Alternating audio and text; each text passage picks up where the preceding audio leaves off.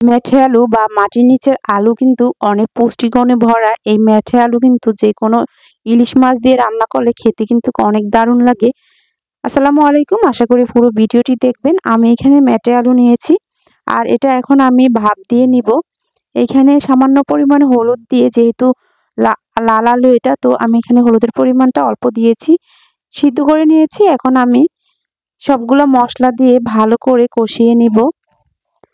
আর বেশি একটা সিদ্ধ করা যাবে না, মেঠে আলু যেহেতু। অল্প সিদ্ধ করে নিয়েছি। এখন আমি এখানে জিরা বাটা, আদা বাটা, রসুন বাটা সবকিছু মশলা দিয়ে আমি ভালো করে কষিয়ে নিব। হলুদ গুঁড়া, মরিচ গুঁড়া, পরিমাণ মতো লবণ দিয়ে আমি এটা ভালো করে কষিয়ে তারপরে আমি এখানে আলুটা দিয়ে দিব আর মশলাটা ভালো করে ভেজে নিতে হবে।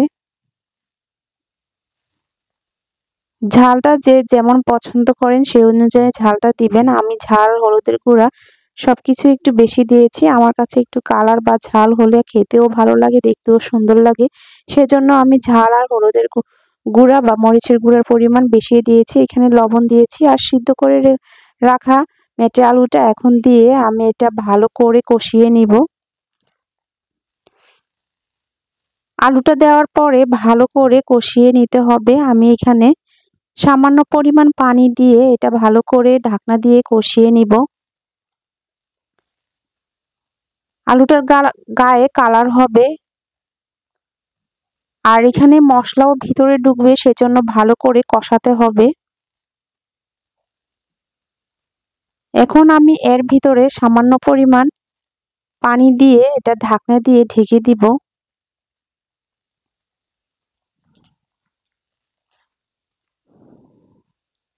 আর এই মেটে আলু কিন্তু পুষ্টিগুণে ভরা। এতে রয়েছে বিভিন্ন ধরনের পুষ্টি আর এটা কিন্তু খিদা নিবারণ হয়। এটা চাইলে আপনারা এটা খেয়ে খিদা নিবারণ করতে পারেন বা এটা হজমের জন্য খুব সহজে হজম হয়ে যায়। তো আমি এটা এখন কাঁচামরিচ আর সামান্য পরিমাণ আরেকটু পানি দিয়ে আমি এটা নাড়াচাড়া করে ঢাকনা দিয়ে ঢেকে দিব। আর অনেকে বলে যে মেটে আলু খেলে নাকি আপনার মানসিক চিন্তামুক্ত হওয়া যায়। তো মেটে আলু নানা দিক দিয়ে পুষ্টিগুণে ভরা, ভিটামিন সিও মেটে আলুতে রয়েছে।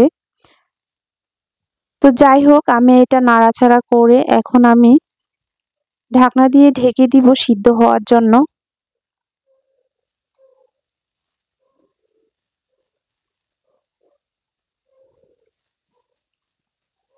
আর এখানে কালারটা কিন্তু অনেক সুন্দর এসেছে। এখন আমি ঢাকনা খুলে আমার আলুটা প্রায় সিদ্ধ হয়ে গেছে।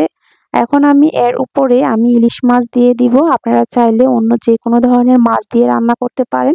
আমার কাছে ইলিশ মাছ দিয়ে রান্না করলে খেতে অনেক ভালো লাগে, সেজন্য আমি ইলিশ মাছ দিয়ে এটা রান্না করেছি। এখন আমি আরও কিছুক্ষণ কষিয়ে নিব ঢাকনা দিয়ে।